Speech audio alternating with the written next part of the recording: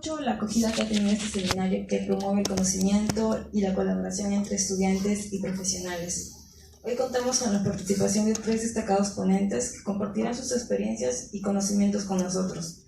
Como primer ponente nos complace dar la bienvenida al ingeniero José Luis Gutiérrez, gerente de proyectos PMI, consultor de obras y docente a cargo del curso de Estructuras y Gestión de Proyectos de la Universidad Ricardo Palma, el principal promotor de este seminario. Un fuerte aplauso para el ingeniero Gutiérrez.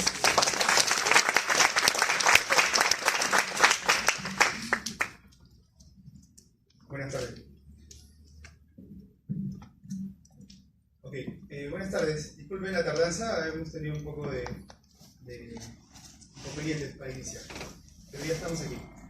En esta oportunidad vamos a realizar una serie de temas relacionados al concreto armado.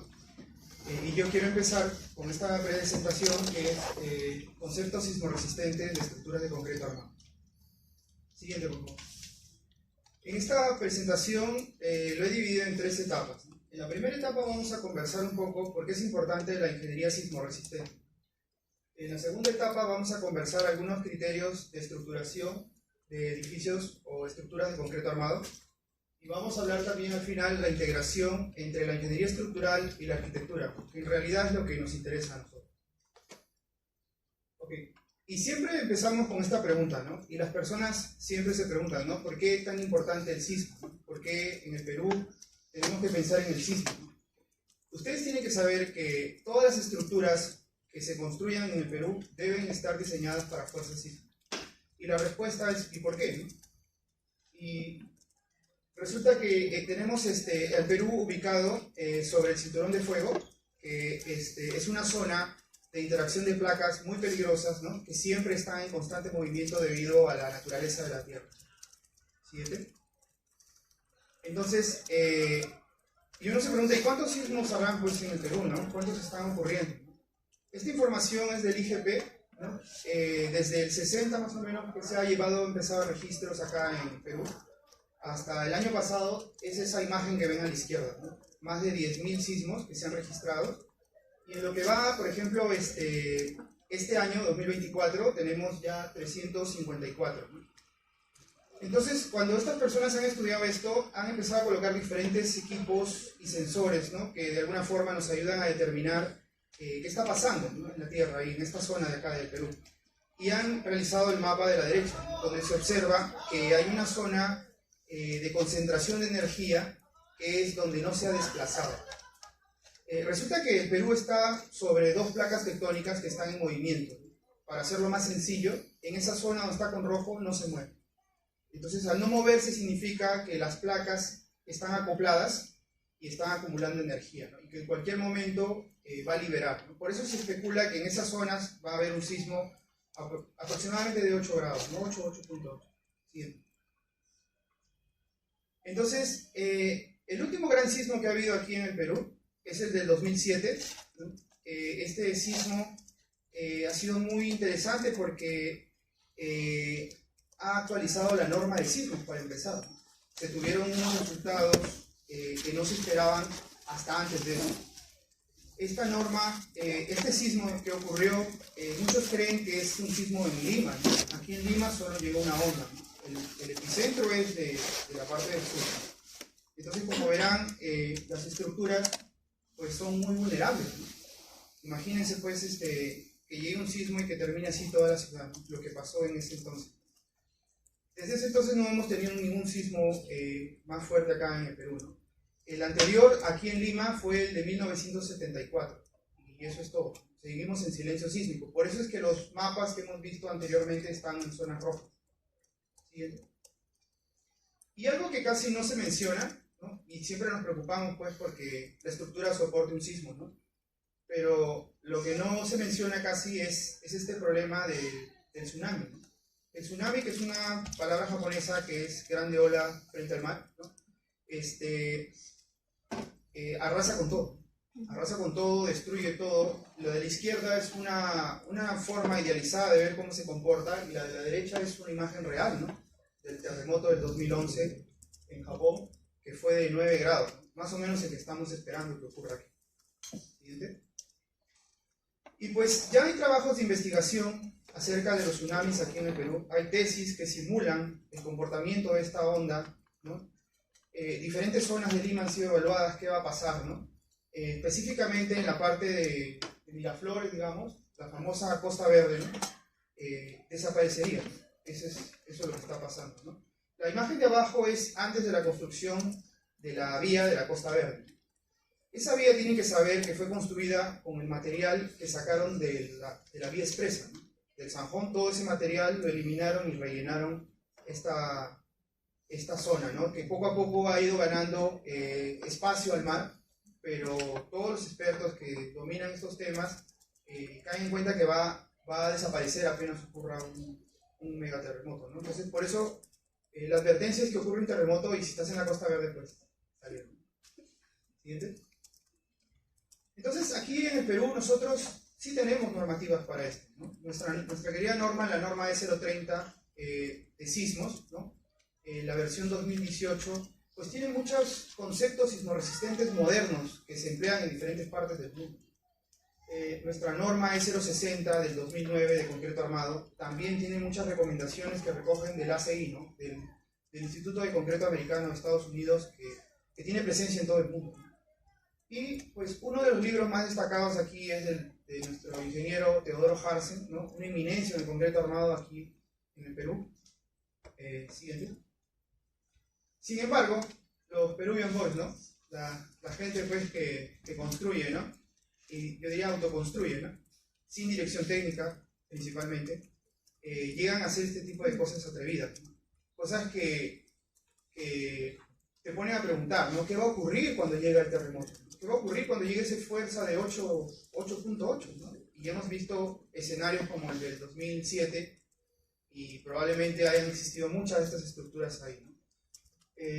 Se comenta, ¿no? Que según los censos que hacen, la informalidad de la construcción está alrededor de 80%. Yo diría que es más, ¿no? Incluso en las empresas formales,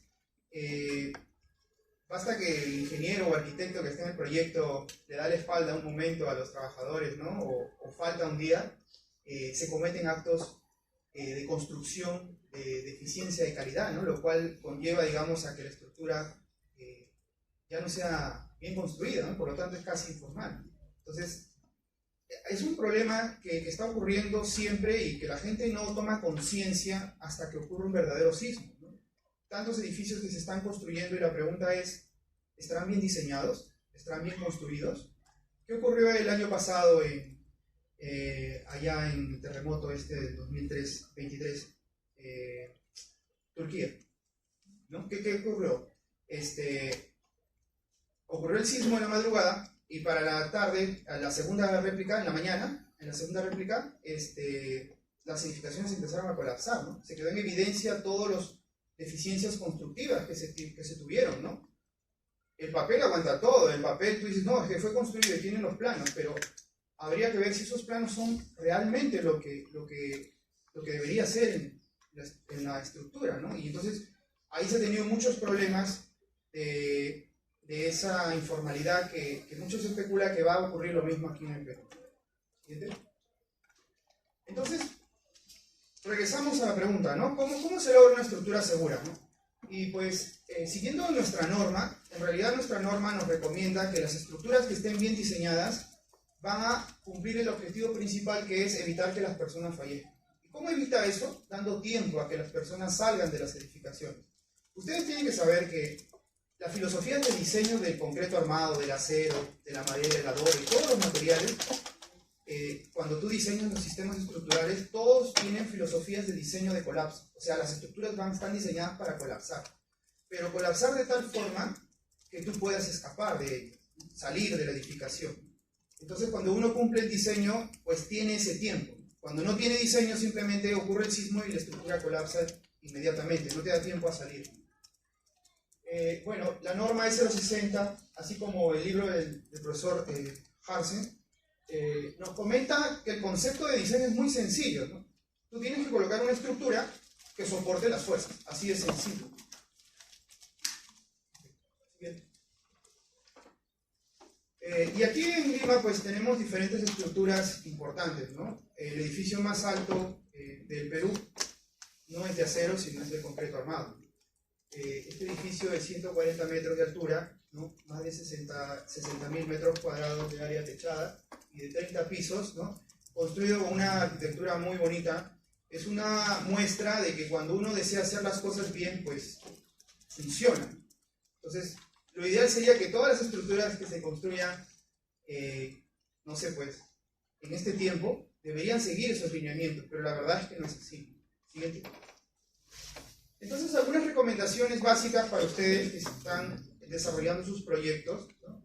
Es, por ejemplo, la simetría, ¿no? Las estructuras, cuando son simétricas, son más seguras, tienden a comportarse mejor durante un sismo, ¿no? Y eso se ha demostrado en diferentes sismos, ¿no? Entonces, cuando ustedes tengan esas formas raras, ¿no? En planta, digamos, una T, una H, ¿no? Siempre hay que tener en cuenta la posibilidad de hacer juntas sísmicas, ¿no? Separar a la estructura en formas regulares. Eso sería una recomendación en general, ¿no? Evitar que las estructuras no sean continuas en altura, o sea, tienes que asegurarte que eso ocurra, ¿no? No como las imágenes del medio, ¿no? Y lo otro, que la resistencia sea homogénea, ¿no? No vas a colocar todas las columnas rectangulares y las vigas peraltadas en una dirección y la otra dirección. ¿Qué está pasando? Entonces, cuando ustedes participen de los proyectos y desarrollen proyectos, tengan en cuenta estas recomendaciones que hacen que la estructura sea más resistente al sismo. Siguiente. Pues de las recomendaciones, la más importante yo diría que es esta, ¿no? Que es la que siempre les reitero a mis alumnos, que el sismo tiene que ser considerado en las dos direcciones, ¿no? En la dirección X y en la dirección Y. Para eso, tú tienes que preparar la estructura para que los elementos soporten esas fuerzas en las dos direcciones, ¿no? Si tú no lo haces, pues va a pasar lo que está en las imágenes, ¿no? Por ejemplo, esa estructura en color amarillo, ¿no? Colapsó, ¿no? Hay un fenómeno ahí que se llama el famoso piso blando, ¿no? Pero es una forma bonita de decir que le faltó rigidez en una dirección. La otra estructura quedó casi en colapso, ¿no? Y normalmente, si ustedes ven esas imágenes, algo de cierto hay, ¿no? En el primer piso.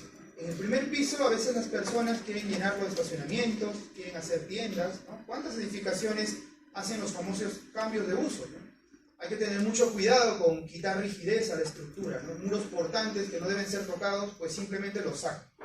Y pues, mientras no hay un sismo, todo está bien, ¿no? Pero el tema es que cuando ocurre un sismo, pasa esto. ¿Y qué haces contra eso? ¿Qué haces si tu departamento es el tercer piso? ¿A dónde vas a ir a vivir? ¿No? Y esto es muy peligroso. Siguiente. Aquí otro ejemplo de lo que ocurre, por ejemplo, cuando tú tienes irregularidad torsional, digamos, ¿no? O sea, tienes una estructura que da la sensación, la foto de la izquierda son fotos reales, ¿no? La del medio era el plano de esa estructura. ¿Y qué pasó? Colocaron una caja de escaleras empotrada en la parte izquierda de la estructura, ¿no? Los que ya han pasado el curso de estructuras 3, están en TIC, quizás en acero, saben muy bien que el modo 1 no tiene que salir en torsión, ¿no? Y eso es la primera verificación que hacemos, ¿no? Y pues hay gente que no lo hace, ¿no? Consecuencia de eso es lo que estás viendo ahí, ¿no? Mira la estructura a la derecha después del terremoto, o sea, la estructura torsionó y colapsó inminentemente, fallecieron muchas personas. Siguiente. Otro tema también que hay que tener en cuenta es la junta sísmica. Yo sé que muchos de ustedes pues caminan por la avenida, ¿no? Y el vecino y el otro vecino están que se pelean por el centímetro que dejó o no dejó, ¿no? Y eso es algo que lamentablemente se sigue cometiendo en las estructuras informales. Afortunadamente en las formales los edificios, todos los edificios que construyen se están dejando las juntas sísmicas, ¿no? Porque tú podrías decir, no, pero es que nadie lo deja. No, es que falta control. Ese es el tema. Ahora, si tú no lo dejas y tienes la suerte que tu vecino tiene una estructura de la misma altura que la tuya, entonces por ahí que hay un poco de suerte que entre ambas se ayuden, ¿no? Pero no siempre es así. A veces esa estructura que está al costado, pues el vecino se le ocurre hacer más pisos y pasa lo que ves ahí, ¿no? A la derecha, ¿no? Eso es en el terremoto de México, ¿no? Aparentemente esos edificios bien diseñados tuvieron un problema constructivo. En el plano estaba bien la junta sísmica. Cuando hicieron los peritajes, descubrieron que las juntas sísmicas estaban sucias, con madera, con restos de ladrillo. O sea, no, la junta existía en teoría, pero en la práctica no estaba. Entonces, un golpe de dos estructuras irregulares conlleva el colapso de los dos edificios, ¿no? Ese fenómeno también es muy peligroso, sin embargo, hay que tenerlo en cuenta. Y la clásica pregunta, ¿no? Ustedes, y yo le digo porque ya lo he visto, ¿no? Me dicen, ingeniero, tengo dos estructuras juntas, ¿estará bien 5 centímetros dejarle? O sea, en el pasado existieron reglas prácticas que te recomendaban, digamos, 1 pulgada por cada piso de altura, ¿no? Pero ya en el tiempo, en la actualidad, ya tenemos recomendaciones como las que nos da la norma. En el capítulo 33 nos da esa recomendación del 6 por 1000 de la altura. Entonces multiplicas eso, encuentras un espesor y eso deberías considerar en tu proyecto. O sea, se calcula la junta sísmica, chicos, con esa formulita que está ahí. Siguiente. Entonces, en un proyecto de concreto armado, ¿no? Ustedes cuando tienen los proyectos tienen una idea arquitectónica primero, ¿no? Y luego de esa idea arquitectónica tú desarrollas esa propuesta, ¿no? Y algunos terminan su arquitectura y la pregunta es, ¿y las estructuras? ¿En qué momento las hago? ¿Cuándo voy a decidir qué sistema estructural va a tener mi edificio? Entonces, la respuesta es que las estructuras tienes que considerarlas desde el inicio.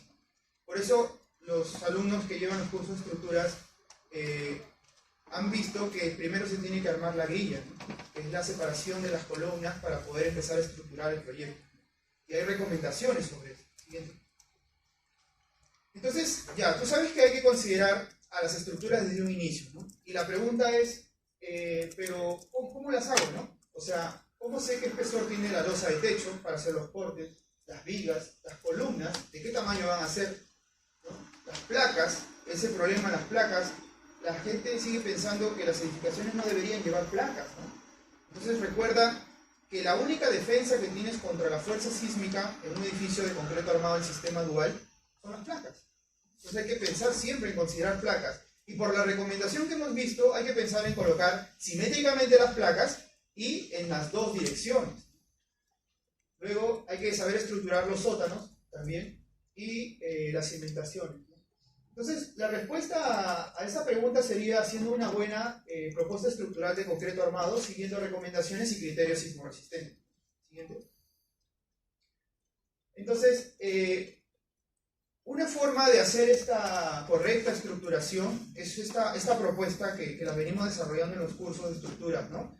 Que está conllevada en dos fases. La primera fase, que es una propuesta conceptual, o sea, guiándote de las recomendaciones de mucha gente que ha diseñado y construido, tú puedes determinar las dimensiones de los elementos estructurales, ¿no? Las columnas, las vigas, las losas, las placas, ¿no? Y con eso tú dibujarías un plano de estructura, ¿no?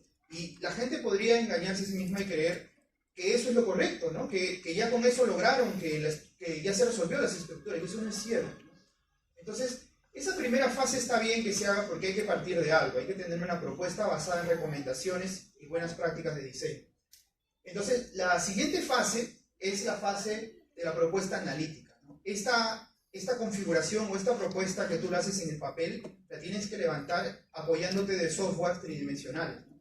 En esos softwares tú colocarías todas las demás situaciones, ¿no? Las cargas muertas, las cargas vivas, las cargas de sismo, las cargas de viento, ¿no?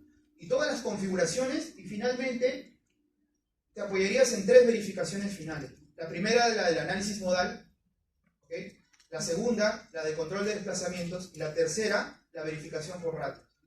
Cumpliendo esos 3 controles, digamos que finalmente has demostrado de una forma muy básica que tu estructuración de tu proyecto funciona, que tú con eso puedes elaborar tus planos de arquitectura de una forma tranquila, en la que el estructural, cuando llegue a sus manos, no lo va a rechazar y va a decir, arquitecto, acá faltan placas. Arquitecto, ¿y los peraltes de las vigas? Arquitecto, ¿y por qué consideró una columna de 25 por 25 si el edificio tiene 10 pisos? Etcétera, ¿no? Entonces, esa es una propuesta que yo les presento y que lo venimos desarrollando en los cursos de estructura. Siguiente. Entonces, para resumir toda esta idea, es que una arquitectura básica, que es la que ustedes desarrollen, digamos, sumada a una ingeniería estructural básica, que lo aprendes en los cursos de estructuras, logras una arquitectura con buena tendencia estructural, ¿no? Las probabilidades de que el estructural te diga, arquitecto, falta otra placa, y tú le vas a decir, pero ya terminé mis cortes, ya terminé el REV, ya terminé todo, ya entregué todo, o sea, ya están los metrados, todo, Es un problema. Eso no va a ocurrir probablemente, ¿no? Porque tú ya estás poniéndote en una estructuración segura, en un rango seguro que lo que tú estás proponiendo funcione. ¿Ok? Siguiente. Entonces, esto solamente ya para terminar, comentarles, ¿no?, que yo he tenido la oportunidad de compartir este conocimiento con los alumnos de arquitectura. Ya tenemos una primera experiencia en el 2023-2, que yo denomino la primera generación, ¿no?